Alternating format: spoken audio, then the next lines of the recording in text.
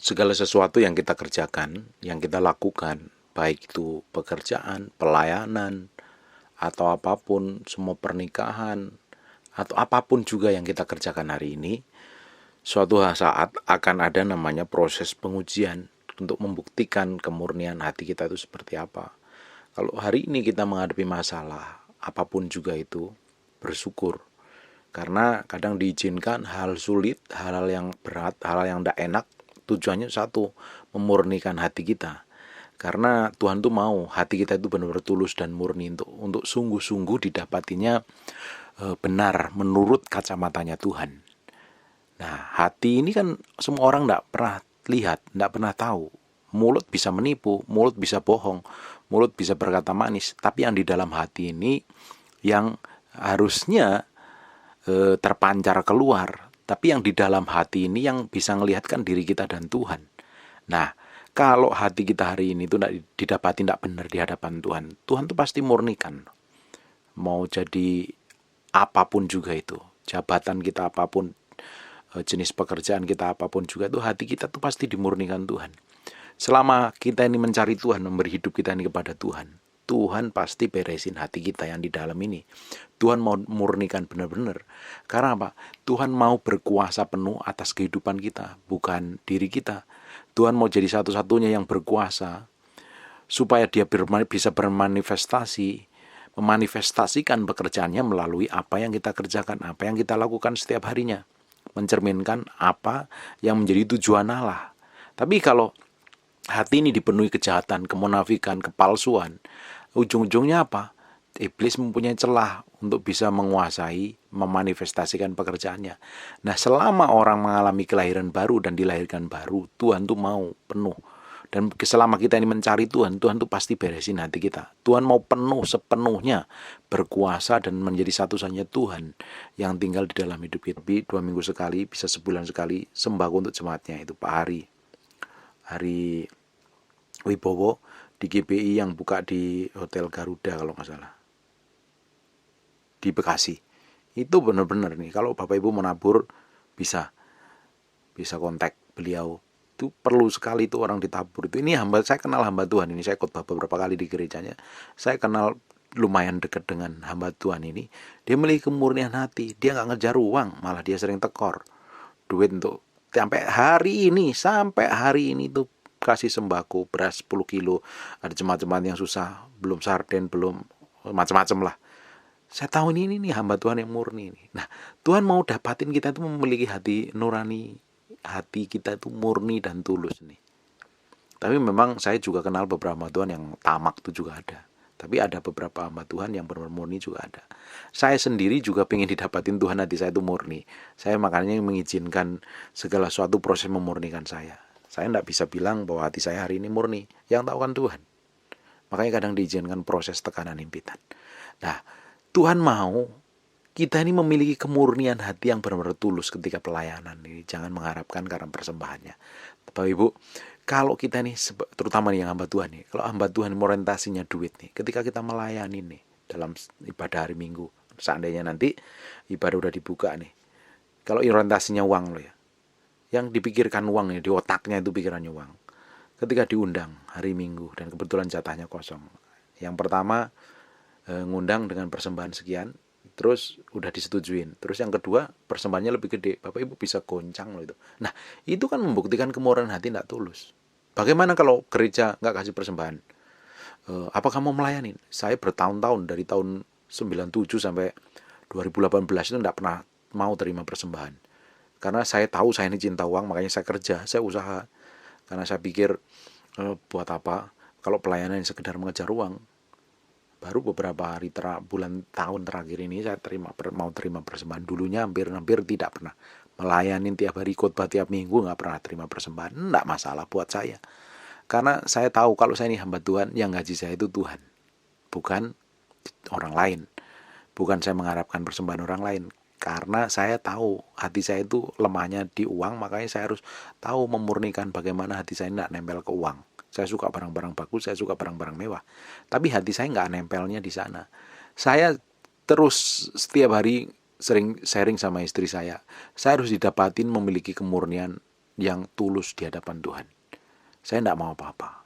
Saya hanya mau bagaimana saya ini didapati menjadi hamba Tuhan yang menyenangkan Tuhan. Jemaat pun juga sama.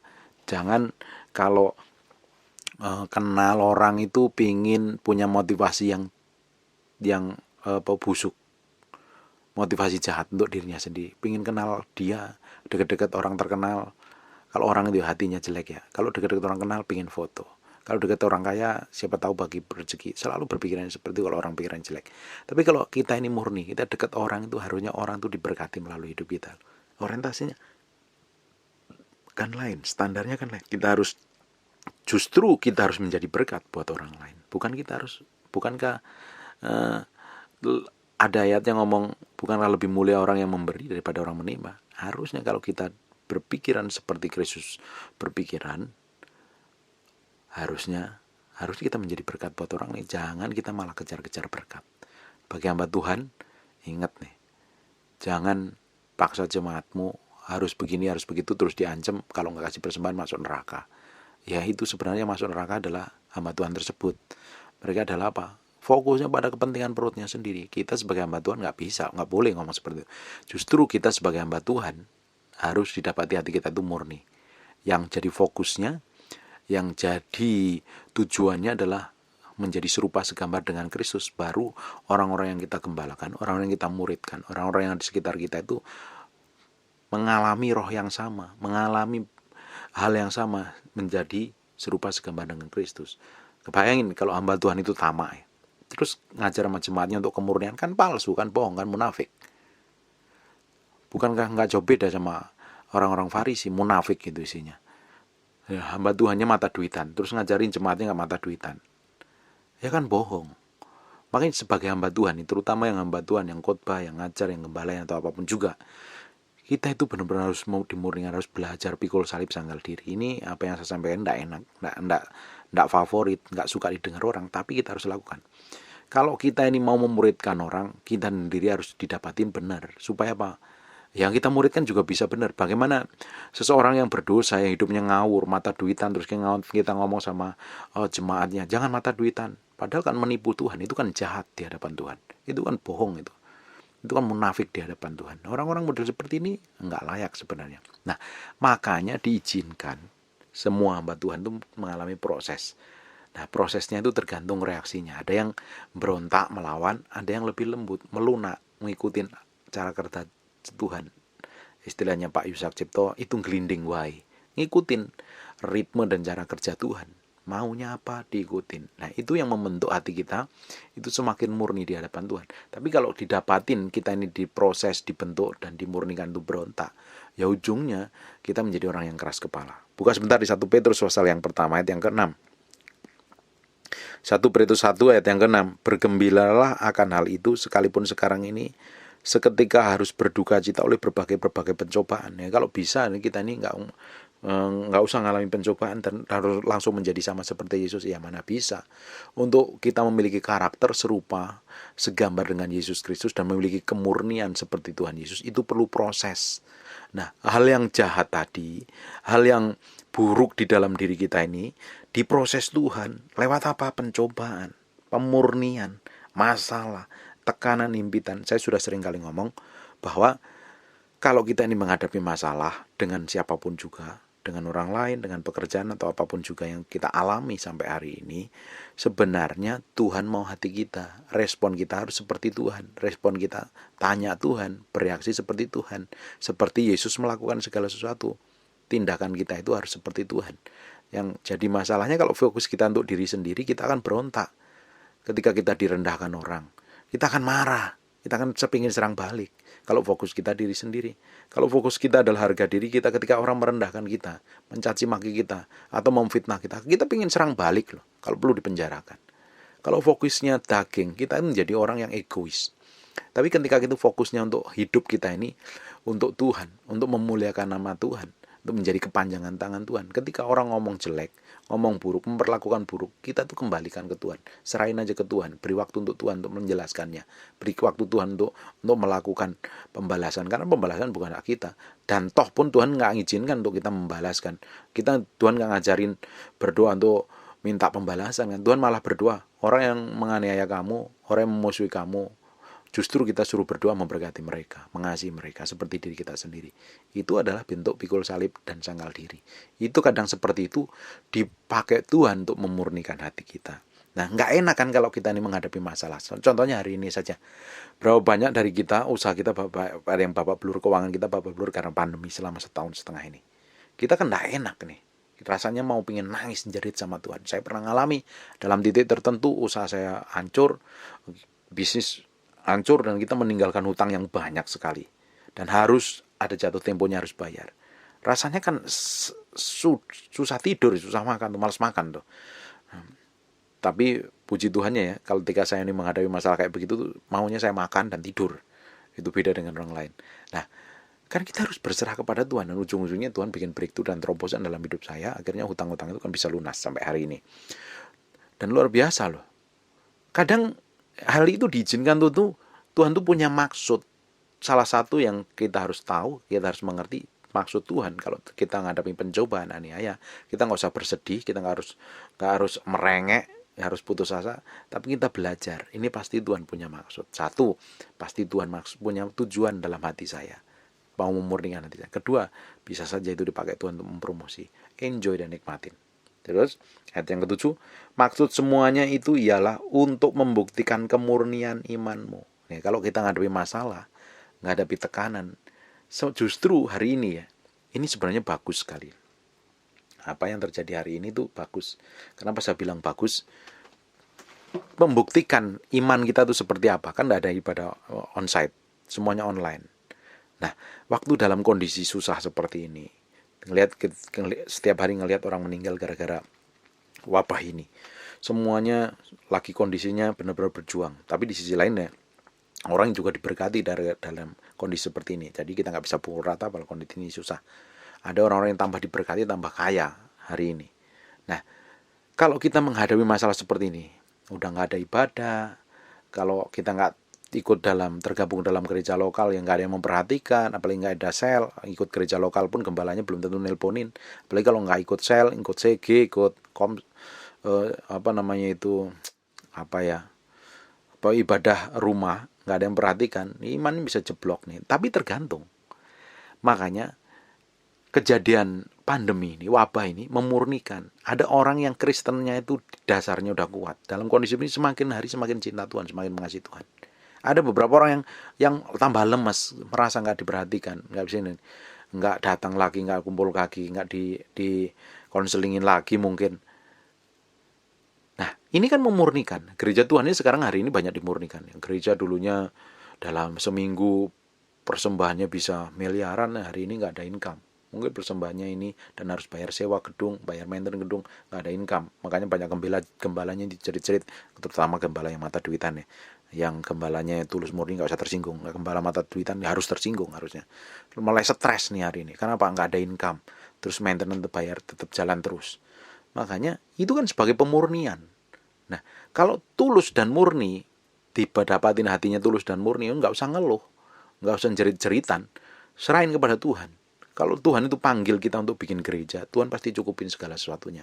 Nggak usah merengek, nggak usah jerit-jerit, pasti cukupin, nggak usah minta, nggak usah ngemis-ngemis. Kalau Tuhan suruh kita bikin gereja, pasti dikasih penyediaan.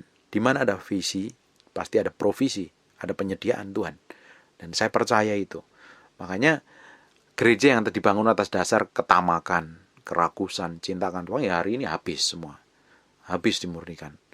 Ya benar-benar dimurnikan kan. Ya, tapi kita ini yang tulus dengan Tuhan, yang murni, lewat pengujian ini semakin hari semakin didapat ini seperti emas murni. Harusnya seperti itu. Maksud semua ini ialah membuktikan kemurnian imanmu yang jauh lebih tinggi daripada emas yang fana, yang diuji kemurniannya dengan api, sehingga kamu memperoleh puji-pujian, kemuliaan, kehormatan daripada Yesus Kristus yang menyatakan dirinya. Bayangin, emas saja untuk memurnikan tingkat kemurniannya itu benar-benar 100%. Bapak Ibu, emas yang murni itu lembek, bukan keras. Kalau emas yang keras itu artinya masih banyak besi, banyak seng, banyak aluminium. Nah, untuk memurnikan emas itu murni harus pakai api. Semakin apinya tinggi, itu yang lain nguap gitu. zat-zat yang lain, besi segala macam, akhirnya menguap. Bahkan di kitab Wahyu dijelaskan emas yang murni itu seperti kelautan kaca. Lantainya di kerajaan surga menurut kitab Wahyu adalah emas dan seperti lautan kaca, mengkilat sekali. Nah, kita itu harus didapatin seperti emas yang benar-benar murni, lebih dari murni. Harus murni karena diuji dengan api terus, didapatin, gak ada campuran-campuran lain. Bahkan iman kita itu harusnya lebih tinggi nilainya daripada emas yang hari ini memang nilainya luar biasa. Kita tuh pingin didapatin hati kita tuh benar-benar murni dan tulus di hadapan Tuhan. Supaya apa? Kita itu memperoleh puji-pujian dan kemuliaan dan kehormatan pada hari Yesus Kristus menyatakan dirinya. Kita itu didapatin supaya suatu hari ketika Tuhan datang, ini bener lu hambaku ini setia, bener lu hambaku ini tulus, bener lu bener-bener hambaku ini yang aku kasih, dia bener-bener hatinya itu murni selama ini, dia mengerjakan apa yang aku suruh dan aku lakukan. Nah, orang yang begini ketika didapatin Tuhan seperti itu pasti dibawa masuk ke dalam meja perjamuan, menjadi orang kepercayaan Tuhan. Tuhan tuh benar-benar pingin mendapatin kita sebagai orang Kristen itu murni. Kenapa banyak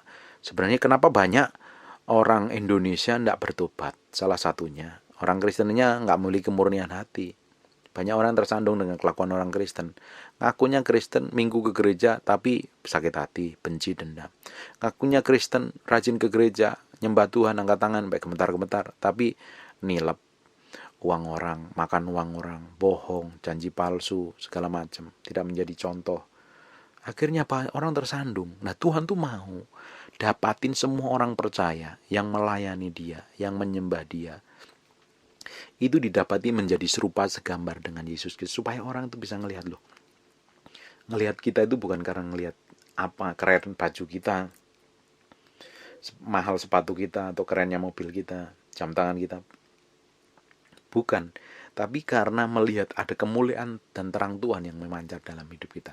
Bukan kalau Amitav Ansal ngomong begini, jagalah hatimu dengan segala kewaspadaan, sebab dari sananya terpancar kehidupan. Makanya Tuhan selalu izinkan pemurnian. Kalau yang di dalam ini busuk ya, kotor, najis, jorok, yang memancar keluar itu apa? Ya bukan kehidupan, malah kematian. Makanya hidupnya selalu mahitin orang lain. Yang keluar bukan manis, malah pahit semua. Mahitin orang lain. Dengerin baik-baik, kalau hidup kita ini mahitin selalu orang lain, artinya bukan kehidupan yang memancar, tapi kematian yang memancar. Orang yang hidupnya memancarkan, bukan memancarkan hidup, tapi memancarkan kepahitan, itu selalu mahitin orang lain. Ngomongnya ketus, kelakuannya kasar, nggak respect, nggak hormat. Sekalipun pendeta, sekalipun hamba Tuhan, kalau hidupnya tidak ada kehidupan, ya mancarnya keluarnya, mulutnya diketahuan tuh. Mulut kan bisa nipu kadang, tapi kelakuan kan nggak bisa nipu. Orang bisa lihat setiap harinya. Itu penting sekali. Nah, Tuhan mau yang kotor, yang najis, yang tidak berkenan di hadapan Tuhan, Tuhan mau murnikan. Benar-benar murni. Kemurnian ini penting sekali loh. Kemurnian ini penting. Dan khotbah kayak begini ini menyakitkan. Orang nggak suka. Ya, orang nggak sukanya kan breakthrough, terobosan keuangan, antikristus, akhir zaman, pengangkatan, itu laku tuh. Tapi kalau ngomong tentang pikul salib, sangkal diri, matiin daging, berjalan seperti yang Tuhan mau setiap hari, itu kan khotbah yang berat dan tidak populer. Tapi ya harus disampaikan. Saya sebagai hamba Tuhan harus menyampaikan kebenaran apa adanya. Karena saya suatu hari akan bertanggung jawab dengan apa yang saya sampaikan. Saya nggak akan bisa menindak-bobokkan orang-orang yang mendengarkan firman yang saya sampaikan. Mereka harus benar-benar ngerti kehendak Tuhan yang sempurna. Karena saya dipanggil jadi hamba Tuhan, saya harus menjadi duta Tuhan, utusan Tuhan. Kenapa saya bisa diutus Tuhan? Karena saya dengerin dia ngomong dan saya harus melakukannya, menyampaikannya dengan baik. Semua hamba Tuhan harusnya memiliki kemurnian hati. Dalam kondisi seperti ini ya, benar-benar iman kita tuh diuji. Kalau malah biar buruk, hal jelek, ditinggal kekasih, ditinggal orang yang disayangin, relax, nikmatin hidupmu. Tuhan lagi memurnikan hatimu. Lebih kekurangan, himpitan, goncangan hidup, tekanan, masalah, problem, nikmatin hidupmu. Karena kita ngomong ini, bergembiralah akan hal itu. Tuhan gak suruh kita mencemberut, nangis, teriak-teriak, bukan. Tapi malah disuruh bergembira. Bergembira ngapain? Simpel kok. Pasang mulut yang manis, senyum. Nah, simple, bergembira, bersyukur di hadapan Tuhan, nyembah Tuhan. Semakin harusnya menghadapi masalah, tekanan, goncangan, nyari Tuhan, bukan nyari pendeta, bukan nyari teman-teman hamba Tuhan mulai nelponin sana sini minta nasihat. Bukan, cari Tuhan, cari Tuhan, cari Tuhan, belajar berkenan, belajar melakukan yang Dia mau. Kita harus didapati benar-benar real, murni loh hati kita ini. Kita melayani. Saya ini sebagai hamba Tuhan ya. Seringkali saya ngelihat banyak mujizat dalam pelayanan saya, pelayanan pelepasan segala macam. Kadang ada rasa berbangga diri, wih gua diurapin ya. Tiba-tiba ada templakan yang keras, loh kamu tuh melayani untuk aku atau untuk dirimu sendiri. Nah, kita sebagai hamba Tuhan pun kadang sering kita mencari kemuliaan. Jangan sampai kita melakukan seperti itu. Itu jahat di mata Tuhan. Nah, makanya hati kita ini harus dimurnikan sebagai hamba Tuhan, harus didapati murni. Terus ketika kita diberkatin, kita mulai berbangga diri. Ya, artinya kan kita mencuri kemuliaan Tuhan. Karena setiap berkat yang diberikan kepada kita itu ada tujuan Tuhan. Ada berkat untuk orang lain juga yang harus mendapat bagiannya, bukan untuk perut kita, untuk kepentingan kita. Ya, kadang kita harus seperti itu supaya hati kita itu murni. Kalau enggak, nanti kita akan berurusan dengan Tuhan di akhir setelah kematian kita. Itu urusannya lebih rumit. Mendingan kita diurusin Tuhan waktu masih hidup seperti ini, bisa bertobat. Nah, kita harus minta pemurnian Tuhan benar-benar terjadi dalam hati kita. Yang hamba Tuhan, sesama hamba Tuhan, kita harus belajar mengikuti pemurnian. Jangan kejar uang, jangan kejar ketenaran, jangan kejar keuntungan pribadi. Kejar apa yang Tuhan mau, menyenangkan Tuhan, memuliakan Tuhan. Nanti semuanya ditambahkan padamu. Bukankah ayat yang ngomong, bukankah kita sebagai hamba Tuhan sering ngomong, cari dulu kerajaan Allah maka semuanya ditambahkan kepadamu. Tapi banyak orang lupa loh, pinter ngomong, pinter khotbah tapi gak bisa melakukan. Ayo, cari Tuhan, cari Tuhan. Banyak orang jemaat gembala ngomong cari Tuhan, cari Tuhan. Nah, tujuannya kamu datang ke gereja bisa kasih persembahan untuk perutmu sendiri. Kadang cari Tuhan, praktekin dong kita sebagai hamba Tuhan. Benar real nyembah Tuhan, ngenalin Tuhan. Nggak usah kalau lagi susah, lagi kurang, minta sana sini. Tuhan pasti cukupin kok. Tuhan ngerti kok semua kebutuhan kita. Bapak Ibu yang dengar firman ini ya, apapun kondisimu, kekuranganmu, nggak usah minta sama orang. Jerit dulu sama Tuhan. Tanya Tuhan dulu. Nanti Tuhan pakai orang lain untuk memberkati dengan caranya Dia sendiri, bukan cara kita. Itu benar-benar praktek iman. Itu benar-benar menguji kemurnian hati kita, memuji iman kita. Kemurnian hati kita itu jangan kalau ada orang mulai deketin mau pinjam uang, mau ini mau itu, nggak usah. Kita harus jaga kemurnian kita. Kalau dalam kondisi susah, waktunya kita benar-benar praktek iman. Kita buktikan bahwa Yesus yang menyertai kita itu luar biasa. Benar-benar real, ada menyertai kita. Bukan Tuhan yang mengawang-awang di surga aja, tapi real menyertai kita, mencukupi semua kebutuhan kita. Orang tuh yang dikejar Tuhan, yang dikejar kemurnian hidup, menyenangkan Tuhan, itu semuanya tuh dicukupin loh kebutuhan, nggak perlu khawatir.